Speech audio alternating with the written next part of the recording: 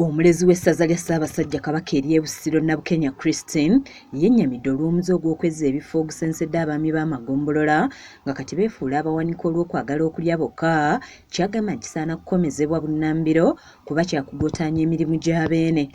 Eggwanika muleke lyetengerere n'omuwanika era mufune engeri gye mutambuza ensimbi zirabikire mu bitabo nga si mmwe si gw'oziteekamu si gw'ozisolooza ate si gw'ozisaasaanya.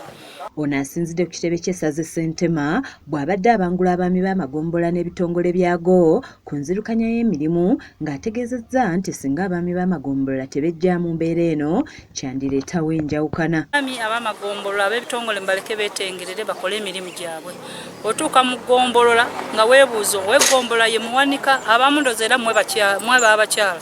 Omukolo gw'abakyala gw'okusunkuna ne mukyalawo. Ate bwe tutuuka ku mmwe abakolera awamu ne central government ebizimbe nga bikyali mu central government bwe tubatuukako mugamba nti central government yeekoleramu naye bagaana okwera omuddo ne gumera mpaka mu mulyango mulongoose embuga zammwe.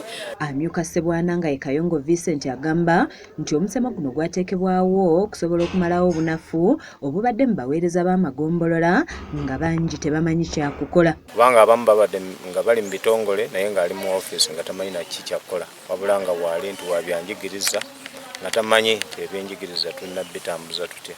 Ssentebe w'abaami b'Amagombolola Andrew Benon Kibuuka agamba nti ab'ebitongole by'Amagombolola bangi babadde tebamanyi buvunaanyizibwa bwabwe ekibadde kibaviirako okukontana ne bakama baabwe. Eno obuzibu ng'abaami bafe ab'ebitongole tebamanyi buyinza bwabwe bwe bukoma nga tebamanyi buyinza bwabwe bwe balina nga bamanyi nti egombolola ebeera yawa Gombolola nti gw'otunuuliddwa gw'ovunaanyizibwa gw'onenyezebwa.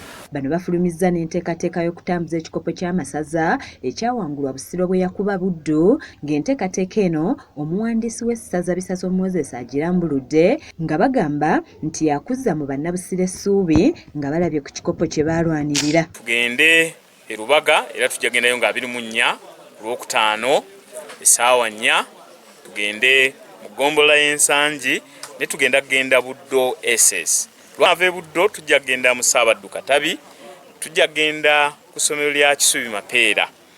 Ekikopo tukyesunze kijje era tuyinza enteekateeka okinajje waffe Ssaabagabo Nsangi kijja kutwongera amaanyi ate era n'okwongera okuwagira Buddu obutaddamu kukikwatako. Twagala kukola ekyafaayo ekirala ate ffe essaza erigenda okusooka okweddiza ekikopo ate nga tetusaaga we are very serious. Ekikopo tukyagala 2023 kirina kubeera Ssentema come what may. Kizza Peter yakusakidde eggulire lino ku Lwaki TV agaleero.